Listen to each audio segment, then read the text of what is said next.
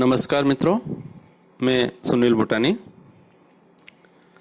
आज आपके समक्ष बेहतरीन और शीघ्र अनुवाद कैसे करें इस विषय पर अपने विचार, अपनी बात रखूंगा। आशा है आपके लिए उपयोगी होगा। नंबर 1, अनुवाद की जाने वाली सामग्री को ज़रूरत के अनुसार 1, 2, 3, 4 जितनी भी बार ज़रूरत लगे उसको पढ़ना चाहिए। यानी हमें विषय सामग्री जिसका अनुवाद हमें करना है वह हमें अच्छी प्रकार से समझ में आनी चाहिए। इसके लिए आवश्यक हो तो हमें एक बार से ज़्यादा 2, 3 जितना भी हमें लगे तो हमें उसको पढ़ना चाहिए, समझना चाहिए। नंबर 2, पढ़ने के बाद ऐसे शब्दों को पेंसिल से चिन्हित या रेखांकित करते जाना चाहिए जिनके उपयुक्त या प्रासंगिक अर्थ आपको मालूम नहीं है और डिक्शनरी से देखे जाने हैं।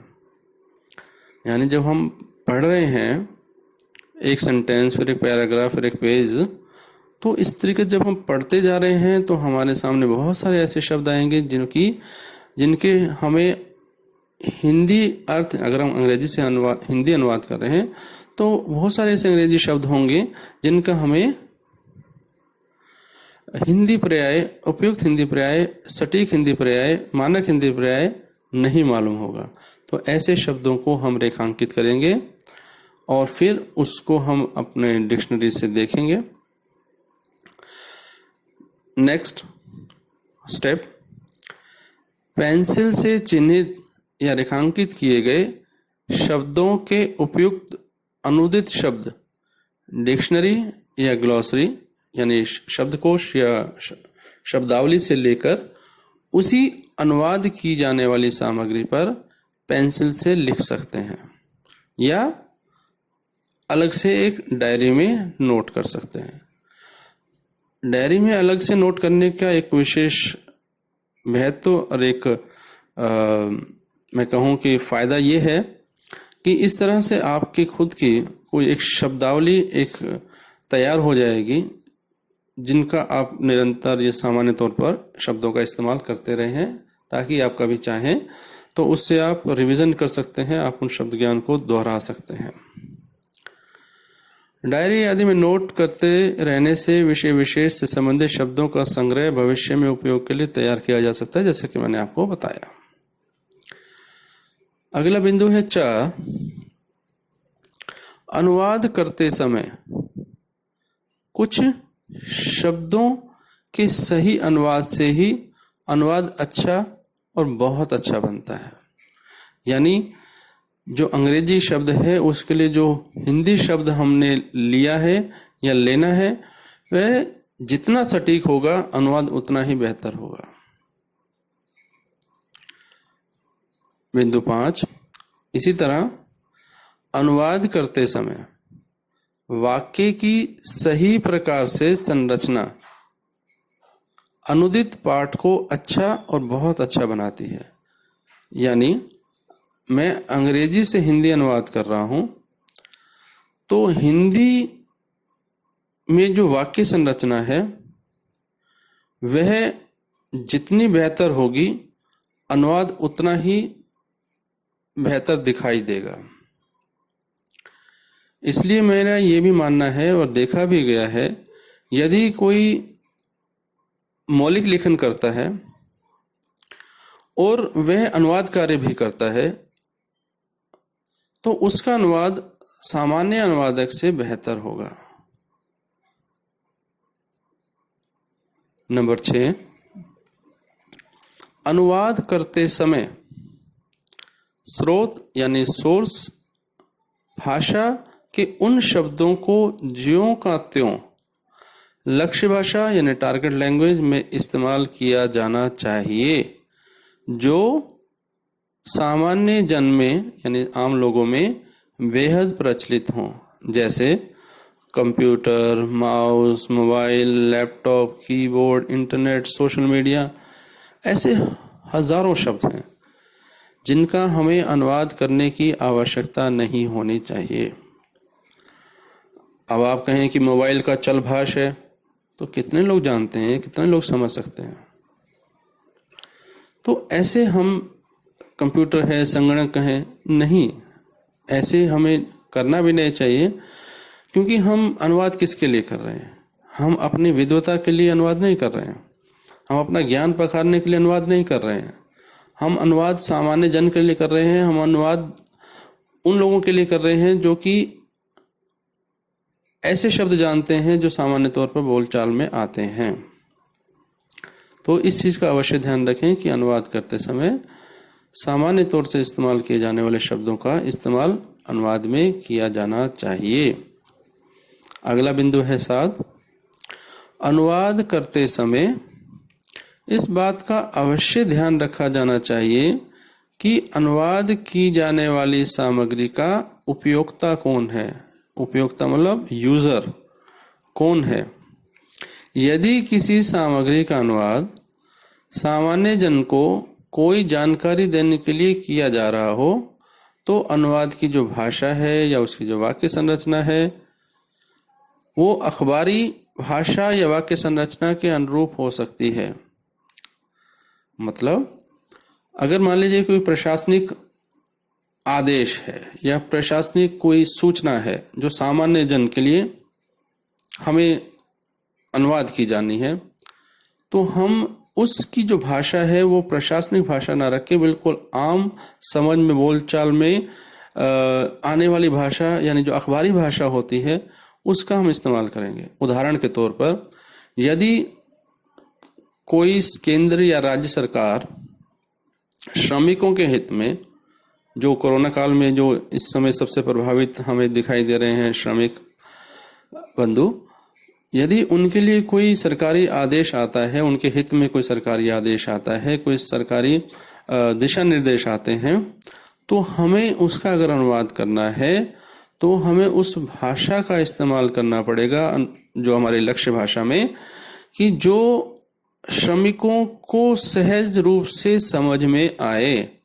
और मैं तो कहूँगा कि आंचलिक शब्दों का भी यदि उसमें इस्तेमाल किया जाए तो बहुत अच्छा रहेगा। हम देख रहे हैं कि ज़्यादातर जो श्रमिक हैं वो यूपी, बिहार राज्यों में से ज़्यादा हैं, तो वहाँ के जो आंचलिक शब्द हैं जो वो सामान्य तौर पर उसको बोलचाल में इस्तेमाल करते हैं और जिसको अच्छे से समझ सकते हैं, उस तरह के शब्दों का इस्तेमाल करते हुए अनुवाद किया जाना चाहिए ताकि वे उसको अच्छे से समझ सकें और उस सूचना का लाभ उठा सकें। अगला बिंदु है 8, इसी तरह यदि किसी साहित्य का अनुवाद किया जा रहा है तो अनुवाद प्रक्रिया के दौरान साहित्यिक शब्दों, साहित्यिक शैली, साहित्यिक भावों आदि का इस्तेमाल किया जाना चाहिए। ठीक है। अगला नंबर 9, इसके साथ ही प्रशासनिक या तकनीकी सामग्री के अनुवाद में उन्हीं शब्दों का प्रयोग किया जाना चाहिए जो संबंधित विषय की आधिकारिक शब्दावली यानी जो ऑफिशियल ग्लॉसरी है उसी का ही इस्तेमाल किया जाना चाहिए। जैसे अगर मैं कहूँ कि प्रशासनिक अनुवाद मुझे करना है तो तकनीकी एवं पारिभाषिक शब्दावली आयोग द्वारा जो प्रशासनिक शब्दावली बनाई गई है मुझे उस शब्दावली का इस्तेमाल करना चाहिए। यदि मुझे कृषि क्षेत्र की किसी सामग्री का अनुवाद करना है तो इसी संस्था द्वारा जो कृषि शब्दावली बनाई गई है उसका इस्तेमाल करना चाहिए, यानी मानक शब्दावली का हमें इस्तेमाल करना चाहिए।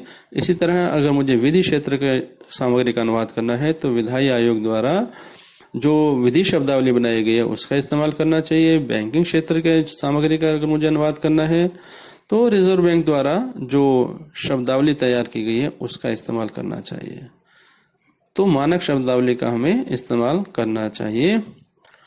कहीं कहीं आपको ऐसा लग सकता है कि इन शब्दावलियों से लिए गए कुछ शब्द कठिन हैं, क्लिष्ट हैं और अनुदित सामग्री जो ट्रांसलेटेड जो वर्जन होगा उसका उपयोक्ता उसे समझ नहीं पाएगा।